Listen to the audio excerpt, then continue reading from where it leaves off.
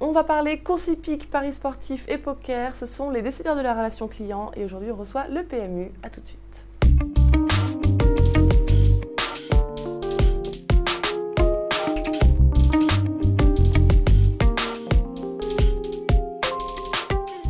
Et pour ce faire, j'ai le plaisir de recevoir sur ce plateau Chloé Beauvalet. Bonjour. Bonjour. Vous êtes directrice service client chez PMU. Oui. Et à vos côtés, un expert comme toujours, Frédéric Durand, bonjour. Roxane, bonjour. Vous êtes fondateur de Diabolocom. On va tout de suite commencer avec vous, Chloé. Quelles sont les spécificités de la clientèle du PMU ? Les clients du PMU sont justement pas très spécifiques puisqu'il y en a aussi bien sur les courses hippiques pour ceux qui jouent en point de vente, il y en a aussi sur le poker ou le sportif qui jouent sur Internet. Donc finalement, une très grande diversité de clientèle. Et puis vous avez, j'imagine, des jeunes qui jouent la nuit au poker, des habitués qui sont des ruraux, qui ont 40 ans de PMU derrière eux, qui jouent au comptoir du quartier. Comment vous adressez ces différents types de populations ? L'idée, c'est d'offrir à chacun la possibilité de nous contacter sur le canal qui lui convient, que ce soit du téléphone, du courrier, du mail, du chat pour certains, puisqu'on commence à lancer du chat. Donc aujourd'hui, c'est plutôt d'ouvrir la panoplie des moyens mis à disposition du client pour qu'il choisisse celui qui lui convient. Et alors, tous les clients sont enclins à aller sur ces différents canaux ? Alors, il y a des clients qui choisissent, qui vont être que téléphone et qui nous parleront jamais autrement que par téléphone. Ceci dit, le client ne nous appelle pas non plus tous les matins. On a des volumes de contact relativement faibles, puisque le client, globalement, pour celui en tout cas qui parie en point de vente, qui est le plus grand nombre, le plus représentatif de la clientèle du PMU, il n'a pas besoin de nous appeler pour jouer. En termes de service client, ça donne quoi pour votre activité quotidienne ? Quotidienne, oui. On est de l'ordre de entre 2000 et 3000 contacts jour. Quels que soient les types de jeux, que ce soit course hippique, paris sportif ou poker ? Alors en fait, on a globalement beaucoup plus de volume sur l'hippique qui reste le cœur du métier du PMU que sur le poker et le sportif. Ceci dit, la majorité de nos demandes sont liées aux demandes d'ouverture de compte, puisque les clients Internet doivent préalablement ouvrir un compte avant de pouvoir jouer. Et donc là, peu importe que derrière il fasse du pari hippique, du pari sportif ou du poker, le tout c'est qu'il ouvre son compte. D'accord. J'avais noté, on m'avait communiqué quelques chiffres, on disait que vous aviez à peu près 10 à 15 000 emails par jour et 8 à 10 000 appels téléphoniques par semaine. Quelle est la proportion relative à l'ouverture de compte versus En fait, ça dépend un petit peu des canaux. Sur le mail ou le courrier, on a beaucoup d'ouverture de compte parce que c'est une activité forte. On va être de l'ordre de 60-70% de nos volumes qui sont liés à la gestion du compte. D'accord. Donc c'est majoritairement l'ouverture. Mais ça et peut une procédure assez complexe en plus. Oui, alors juste pour finir, mais c'est aussi bien l'ouverture du compte que la gestion du compte, l'approvisionnement ou la clôture du compte, toute la vie du compte au sens large. Et effectivement, une complexité liée à la réglementation qui impose aux clients d'ouvrir un compte sur Internet, là si on parle de l'activité Internet, d'envoyer ses pièces justificatives, donc pièces d'identité et RIB pour faire la demande d'ouverture de compte. Et ensuite, nous, on lui adresse un code secret à son domicile par courrier qu'il devra saisir sur Internet. Donc, il peut être très multicanal d'emblée. Cette procédure d'entrée, d'ouverture de compte, elle est cruciale pour vous. C'est quoi l'enjeu pour pas perdre le client au moment de cette ouverture de compte ? Alors, la simplicité. Donc ça, c'est un travail qui est plutôt entre les équipes marketing et les équipes web pour la fluidité du parcours client en ligne. Les démarches d'acquisition, savoir où est-ce qu'on est présent et comment on va chercher le prospect. Et puis après, pour nous, c'est la rapidité d'exécution et la capacité à accompagner le client à toutes les étapes de son ouverture de compte. Pour lui expliquer ce qui va se passer, si tout est bon et qu'il va tout bien recevoir, ou s'il manque des choses à son dossier pour pouvoir être... Donc c'est de la pédagogie. Et les équipes qui sont allouées à cet accompagnement du client sont les mêmes que celles qui vont répondre aux appels entrants, aux chats entrants ? Oui, les équipes sont polyvalentes. Alors tout le monde ne fait pas du chat aujourd'hui puisque les volumes sont très faibles, mais les équipes sont polyvalentes en termes de compétences. Il y a juste des niveaux de compétences qui sont liés à la complexité. Donc effectivement, la personne qui sera capable de répondre à un client point de vente sur un point réglementaire du tiercé quand il y a eu un report d'un pari sur un autre. Voilà, là pour le coup, il y a quelques personnes qui savent faire, tout le monde ne sait pas. Je voulais vous en parler, c'est la technicité des demandes que vous allez avoir, parce que vous avez donc un public de passionnés, d'aficionados, ils sont fans, ils connaissent les rouages du PMU comme leur poche. Comment vous adressez ce type de demandes très complexes par rapport à celles où c'est plutôt des demandes administratives ou de rapidité ? Alors, organisationnellement, on a une réponse qui est qu'on s'appuie sur un prestataire extérieur pour les demandes les plus simples et les plus industrialisées en termes de process. En revanche, on garde une expertise niveau 2, niveau 3 en interne. Donc déjà, en termes d'organisation et de compétences, on a la capacité à le traiter nous parce qu'on considère que c'est le cœur de métier. Et après, d'un point de vue réponse aux clients, c'est surtout la capacité à pouvoir s'assurer qu'on a donné la bonne information aux clients. Donc, ce sont des process qualité internes à la maison. D'accord.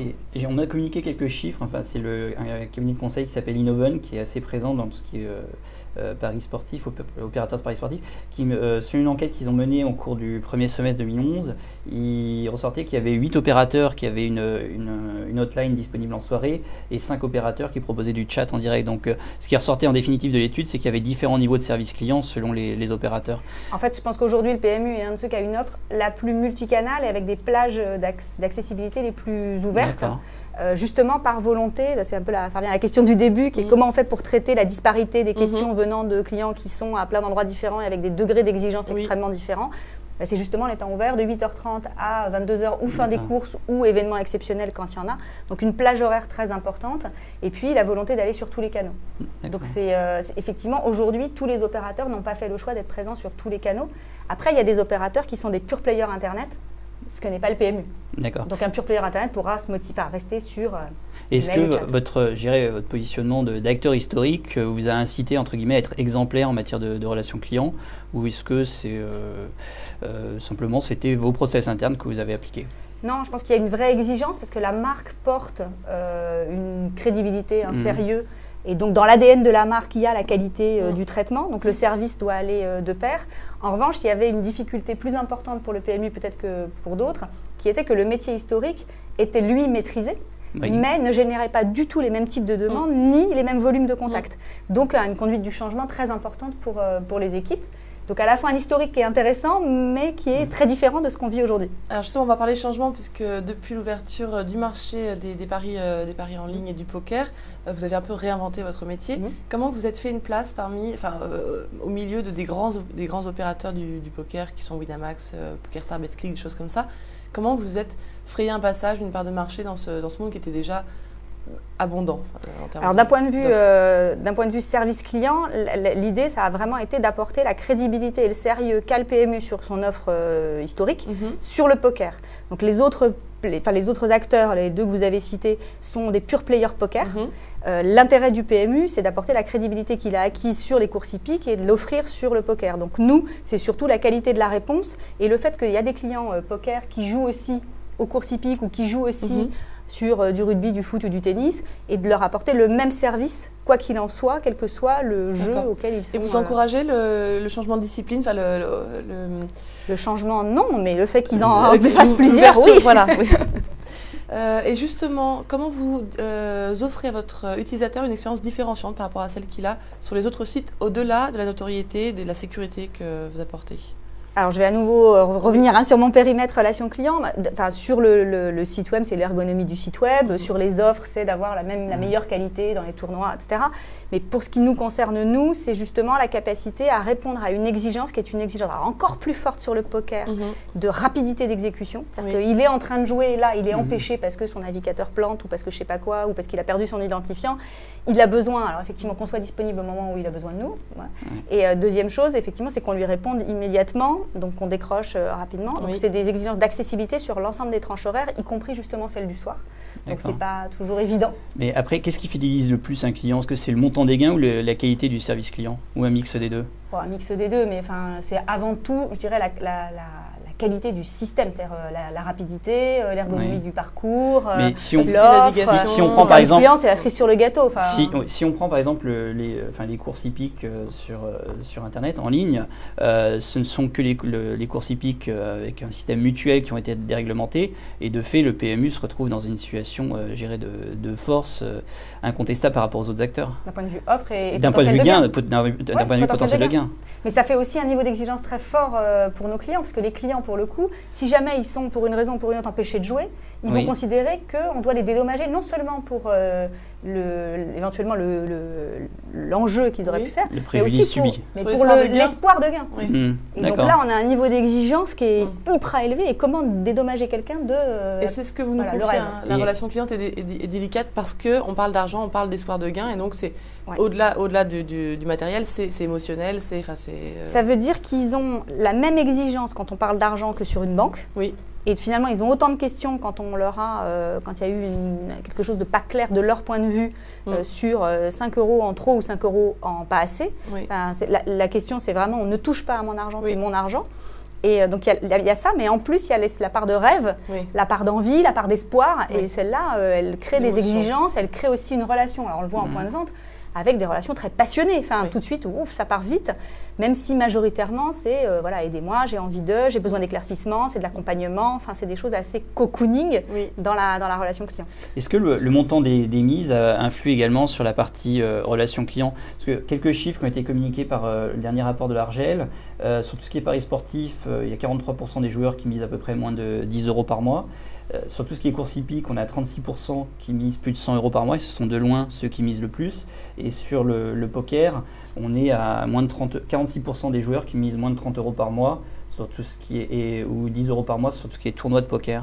En fait, ce qui est important, c'est la relation de l'individu à la somme qu'il mise. D'accord. Certains individus vont considérer que 10 € dans la semaine, c'est colossal, alors que pour d'autres, 10 000 € ça va être pas beaucoup finalement par rapport à leur fortune personnelle. Donc le degré d'exigence du client vient plutôt de son rapport à l'enjeu qu'il a misé. Du ratio par rapport à son patrimoine en fait. Donc, après, évidemment qu'un client qui a misé 100 000 € et qui a eu une difficulté quelle qu'elle soit, il va avoir généralement un niveau d'exigence extrêmement élevé. Vous avez des clients qui misent 100 000 €? Il y a des clients qui misent ce qu'ils veulent quand ils veulent, mais oui, il y a des gros clients, il y a des tout petits aussi, et quelquefois, le 2 € du quintet chaque jour va être infiniment plus important pour quelqu'un qu'une grosse mise pour un autre. Enfin, vos joueurs sont des fidèles, de toute façon par définition, ils se sont des fans, des aficionados. Il y a des fidèles et il y a d'autres qui sont moins fidèles. Alors voilà, comment vous gérez ces différentes populations? Il y a ceux qui, donc voilà, qu'est-ce que vous espérez des fidèles? Est-ce qu'on peut encore aller plus loin dans leur façon de jouer? Et qu'est-ce qu'on fait pour ceux qui jouent de façon sporadique le dimanche quand Alors je ne prendrai pas la parole à la place du directeur marketing, mais effectivement, il y a l'objectif sur la clientèle PMU, c'est d'abord de la connaître. Donc le rôle du service client est essentiel pour savoir qui ils sont, puisqu'il y a toute la population en point de vente qu'on ne connaît pas, qui est anonyme.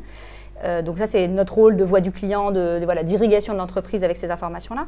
La deuxième chose, c'est de la stratégie, effectivement, d'accroissement du panier moyen ou de la fréquence de jeu, de cross entre les différents canaux poker, hippique et sportif.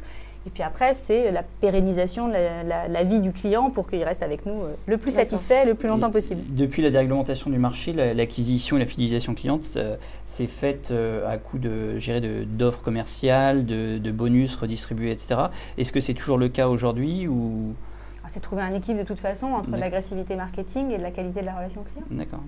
Votre relation client, pour ces anonymes, vous disiez que ceux qui jouent en point de contact physique, donc dans les troquets, les PMU, vous confiez votre relation client à ces points de contact. Quel est le niveau de confiance dans cette intermédiation? Alors, il y a aujourd'hui une direction des réseaux commerciaux qui gère l'ensemble des points physiques à travers des directions régionales qui sont implantées localement. Donc, un lien très fort entre le PMU et ses points de vente.